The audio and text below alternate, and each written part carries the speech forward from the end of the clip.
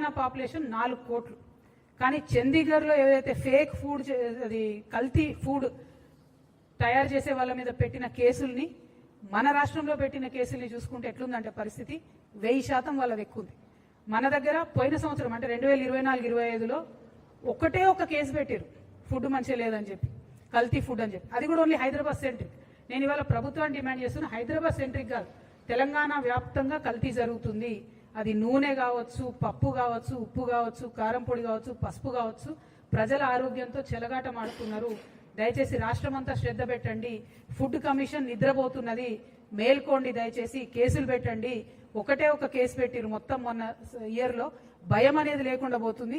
ప్రజల ఆరోగ్యంతో చెలగాటం ఆడుతున్నారు. కాబట్టి ఈ బడ్జెట్లో కూడా మరి మంచి ఆర్గానిక్ ఫార్మింగ్ కి సపోర్ట్ చేస్తామని ముందు చెప్పిర్రు, ఇప్పుడైతే చెప్పలేదు. అందుకని ఈ మధ్యలో ఈ విషయాన్ని కూడా నేను చెప్తా ఉన్నాను. ఇక దీంతో పాటు ఇంకొక విషయం కూడా చెప్పాలి. 1 కోటి మంది మహిళలను కోటీశ్వరులు చేస్తామని చెప్పి పదే పదే పదే పదే ముఖ్యమంత్రి గారు చెప్తా ఉంటారు. అయితే ఆ సెర్ప్ వ్యవస్థలో, ఆ సెల్ఫ్ హెల్ప్ గ్రూప్స్ లో స్త్రీనిధి అనేటటువంటి ఒక ఆర్గనైజేషన్ కూడా ఉంటుంది. ఆ స్త్రీనిధి సపరేట్ గా మహిళల కోసం కోఆపరేటివ్ ఏర్పాటు చేసి 2011లో ఏర్పాటు చేశారు. అయితే అప్పటి నుండి ఇప్పటి వరకు ఈ స్త్రీనిధిని ఒక దయ్యం పట్టుకొని వెంటబడతా ఉన్నది.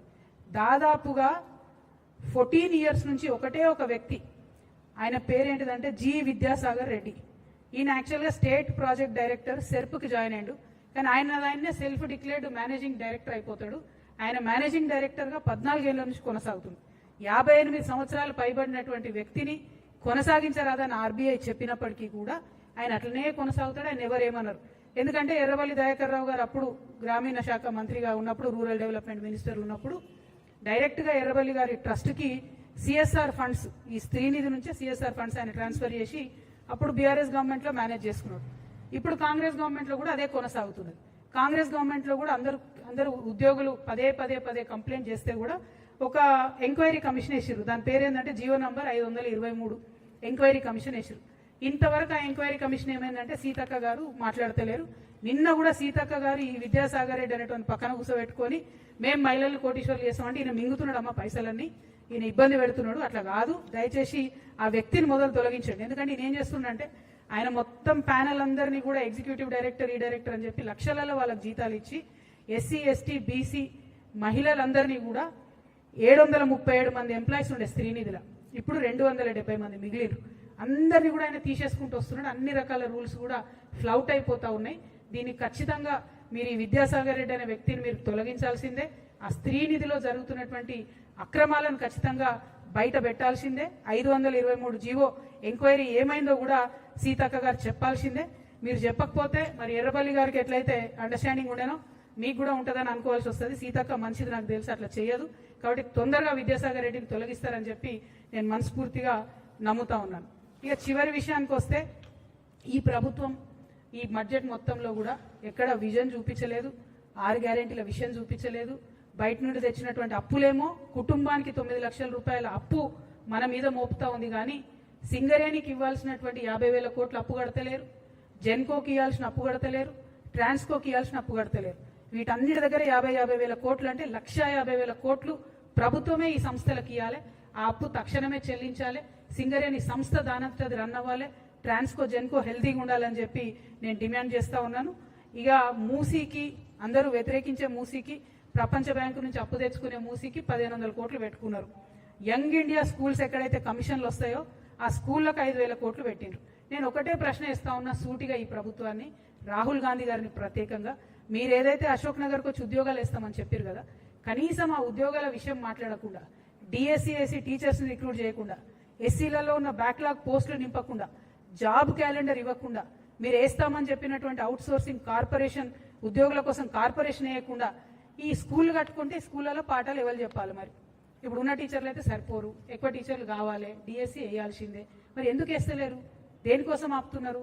ఈ డబ్బులన్నీ బిల్డింగ్లు కట్టుకుంటూ పోతే మీరు హ్యూమన్ రిసోర్సెస్ మీద ఇన్వెస్ట్ చేయరా అని చెప్పి ఈ ప్రభుత్వాన్ని నేను అడుగుతున్నా. మరి జాబ్ క్యాలెండర్ కోసం నిరుద్యోగులంతా ఉద్యమిస్తున్నారు. వాళ్ళు 26వ తారీఖు నాడు అసెంబ్లీ ముట్టడి చేస్తామని మాకు చెప్పిండ్రు. ఆ అసెంబ్లీ ముట్టడికి కూడా తెలంగాణ జాగృతి నుండి సంపూర్ణంగా మద్దతు ఇస్తా ఉన్నాం. నిరుద్యోగులను మోసం చేసినటువంటి ఈ ఫేక్ కాంగ్రెస్ ప్రభుత్వాన్ని అడిగి వీళ్ళను రాహుల్ గాంధీ ఒక దగ్గర ఫేక్తారు, రేవంత్ రెడ్డి గారు ఒక దగ్గర, బట్టి గారు ఒక దగ్గర. వీళ్ళు ఎట్లా అంటే ఫేకర్ ఫేకెస్ట్ అన్నట్టు వీళ్ళ పరిస్థితి. అంటే ఒకరిని మించోగలు చెప్పేటట్టు. కాబట్టి ఓవరాల్గా రాహుల్ ఫేకు గారికి నేను రిక్వెస్ట్ చేసేది ఏంటంటే తెలంగాణ నెక్స్ట్ టైం వస్తే దయచేసి జాబ్ క్యాలెండర్ ఇవ్వండి, ఉద్యోగాలు ఇవ్వండి. మీరు పెట్టినటువంటి బడ్జెట్లో ప్రజలకు సంబంధించి ఏ బడ్జెట్ కూడా లేదు, ఏ గ్యారంటీ మీద కూడా లేదు. కాబట్టి ప్రజాక్షేత్రంలో తప్పకుండా ప్రజలు మిమ్మల్ని ప్రశ్నించాలని జాగృతి తరఫున డిమాండ్ చేస్తూ సెలవు తీసుకుంటున్నాను. Thank you. జై తెలంగాణ, జై జాగృతి.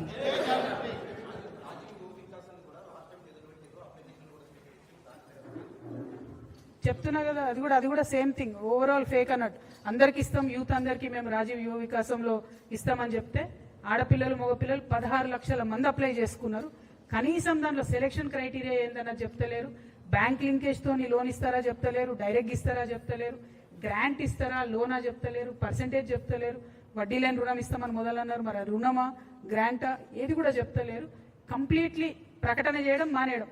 నిన్నగాక మొన్న ఈ రాష్ట్ర ముఖ్యమంత్రి అంటే ఆయన ఒక దగ్గర అన్నారు, ముఖ్యమంత్రి గారు నేను మాట్లాడితే అదే జీవో అన్నారు. మరి ఆయన అక్కడ మాట్లాడినేమని నేను స్కూటీ ఇస్తా, ఎలక్ట్రిక్ స్కూటీ అన్నాడు. రూపాయి వేటలే బట్టి గారు ఈ బడ్జెట్లో. అంటే ఏందన్నట్టు ముఖ్యమంత్రి గారు ఎస్ అంటే బట్టి గారు నో అన్నట్టు ఉంది పరిస్థితి. మధ్యలో ప్రజలు ఏమైపోవాలి? డెఫినెట్గా ఇది fake budget, Congress fake budget, Rahul Gandhi గారు ఫేకు బడ్జెట్. దీన్ని మేము తీవ్రంగా నిరసిస్తా ఉన్నాం. Thank you.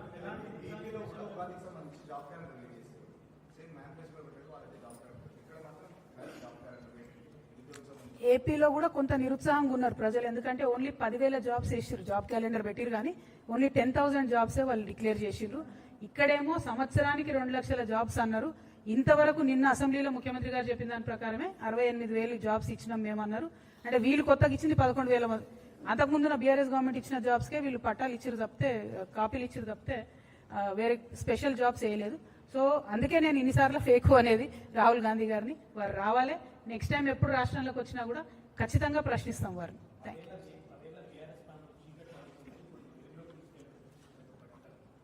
వెలుగు కాదు కానీ వెలుగుమట్ల బాధితుల పరిస్థితి చూసినాం కదా మనం. వీళ్ళన్ని కూల్చుడు తప్ప కాల్చుడు తప్పితే విషయం ఏం లేదు అక్కడ. మొత్తం అన్ని స్టేట్మెంట్లు ఒకరిని మించి ఒకరికి ఫేకుడు. ఒకరికి ఎక్కడ పేరు వస్తుందో అని ఇంకొకరు మాట్లాడడం, ఇంకొకరికి ఎక్కడ పేరు వస్తుందో అని ఇంకొకరు మాట్లాడడం తప్పితే అసలు విషయం అయితే ఏం లేదు బడ్జెట్లో. దారుణం ఏంటంటే ఏ బీఆర్ఎస్ని అయితే మీరు అప్పు తెచ్చిరు అన్నారో అంతకన్నా ఎక్కువ అప్పు ఇప్పుడు వీళ్ళు తీసుకొచ్చిరు. కనీసం దీంతో ఒక డిసిప్లిన్ లేదు. ఎక్కడ ఇన్వెస్ట్ చేస్తున్నారు ఈ అప్పును, ఎక్కడ ప్రాజెక్ట్ కడుతున్నారు అంటే revenue expenditure only 50,000 capital expenditure only 50,000 crores అని చెప్తున్నారు.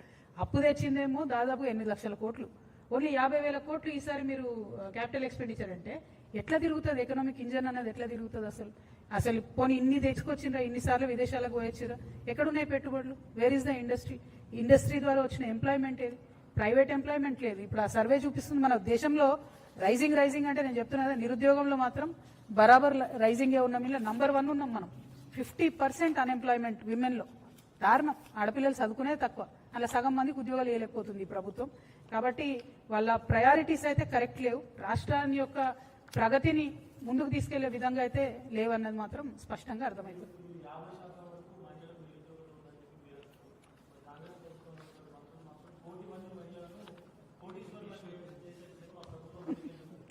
నేను చెప్పిన 1 కోటి మంది మహిళలను కోటీశ్వరులు చేసేదేమో కానీ ఆ విద్యాసాగర్ రెడ్డి అనేట ఆయన మొత్తం గొల్లగొడుతున్నాడు. అందులో ఉన్న పైసలు సెర్పులో కానీ స్త్రీనిధిలో ఉన్నది కానీ ముందు అతన్ని తొలగించాలి, ఎంక్వైరీ చేయాలి. 1, 2 మహిళలకు ఏదైతే మీరు సెల్ఫ్ హెల్ప్ గ్రూప్స్ ద్వారా కూడా వడ్డీ లేని రుణాలు ఓన్లీ 5 lakhsకే ఇస్తున్నారు, వాళ్ళు ఎక్కువ ఇస్తున్నారు. అంతకుముందు ఎట్లయితే చంద్రబాబు నాయుడు గారు ఉన్నప్పుడు గ్రాంట్ ఇచ్చేదో అట్లా ఇవ్వాలని మహిళలు అడుగుతున్నారు. అట్లా గ్రాంట్ ఇస్తే వాళ్ళు ఏదైనా ఒక బిజినెస్ పెట్టుకున్నా అది డెవలప్ అవుతుంది. మీరు లోన్ ఇస్తే ఏం లాభం? నెల్లూరు పెద్దారెడ్డి ఇచ్చే లోన్కి ఈయన రికమెండేషన్ లాగా ఉన్నది తప్పితే అదేది పెద్ద సక్సెస్ అయ్యే వ్యవహారం కాదు. ఇంకొకటి, నిన్న ముఖ్యమంత్రి గారు కూడా అసెంబ్లీలో మాట్లాడుకుంటూ మేము 1000 బస్సులు కొనిచ్చినాం, మేము పెట్రోల్ బంకులు పెట్టించినాం, అది ఇదని చెప్పారు. కానీ జుట్టుకు కనీసం 100 రూపాయలు కూడా మహిళలకు రావు నెలకు వాళ్ళు ఇచ్చేటటువంటి మోడల్లో. 100 రూపాయలు నెలకు అదనంగా వస్తే ఎప్పుడు కోటీశ్వరులు కావాలి? ఎన్ని వందలు కుడితే కోటి అవుతుంది అంటే ఎన్ని నెలలు ఆగాలి మహిళలు? సో కంప్లీట్లీ ఇది ఫేక్ ప్రచారం తప్పితే ఇందులో ఏం లేదు. ఫేకు, డీప్ ఫేకు, అతి ఫేకర్, ఫేకెస్ట్. మీరు చూసుకోండి, రాహుల్ గాంధీ గారు ఒకటి ఫేక్తారు, రేవంత్ రెడ్డి గారు ఒకటి ఫేక్తారు, పట్టి గారు ఇంకోటి ఫేక్తారు. ఏమీ లేదు. చాలా దారుణంగా ఉంది ఈ బడ్జెట్. అంటే నేను క్రిటిసైజ్ చేయాలని చేస్తలేను. నిన్న మేము ఏదైతే జాగృతి నుండి ఎక్సర్సైజ్ చేసి పెట్టినటువంటి బడ్జెట్ ఉందో దాన్ని దీనికి కంపేర్ చేసి చూస్తే అసలు కంపారిజనే లేదు. మీరు ప్రజలు ఖర్చు పెట్టే చోట ఇన్వెస్ట్ చేస్తే వాళ్ళు ఖర్చు పెడితే ఆ డబ్బులు మార్కెట్లోకి వస్తాయి. అట్లాంటి ప్రొవిజనే లేదు ఇక్కడ.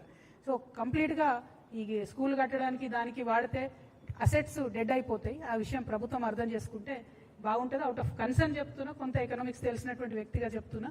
ప్రభుత్వం బడ్జెట్లో ఒకటి పెట్టినా అవసరం అనుకుంటే కొన్ని మార్పులు చేర్పులతో ఇంకొంత అడిషనల్ అలొకేషన్ చేయొచ్చు. దానికోసం ఏమన్నా ఆలోచన చేస్తారేమో. ఎస్పెషలీ ఎంబీసీ వర్గాలకు, బీసీ వర్గాలకు, ఎస్టీలకు, ఎస్సీలకు చేయూతనియాల్సినటువంటి అవసరం ఉంది. ఆ విషయం దయచేసి గుర్తుపెట్టుకోవాలి. వికలాంగులను, మైనారిటీలను కూడా చాలా పెద్ద ఎత్తున ఈ బడ్జెట్ మరి కంప్లీట్గా ఇగ్నోర్ చేసింది. వారి కోసం ప్రయత్నం చేయాలని చెప్పి నేను ప్రభుత్వాన్ని కోరుతున్నాను. Thank you.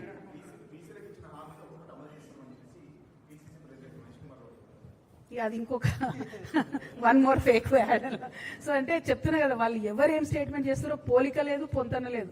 అక్కడ ఢిల్లీలో ఒకటి చెప్తారు, దిగే వరకు ఇంకోటి చెప్తారు. ఢిల్లీకి పోయే ముందు ఓన్లీ పదవులు మాత్రం పర్ఫెక్ట్గా తెచ్చుకుంటున్నారు. వాళ్ళ కోటరీకి తప్పితే ప్రజలకు పైసలు అయితే తెస్తలేరు, పనులు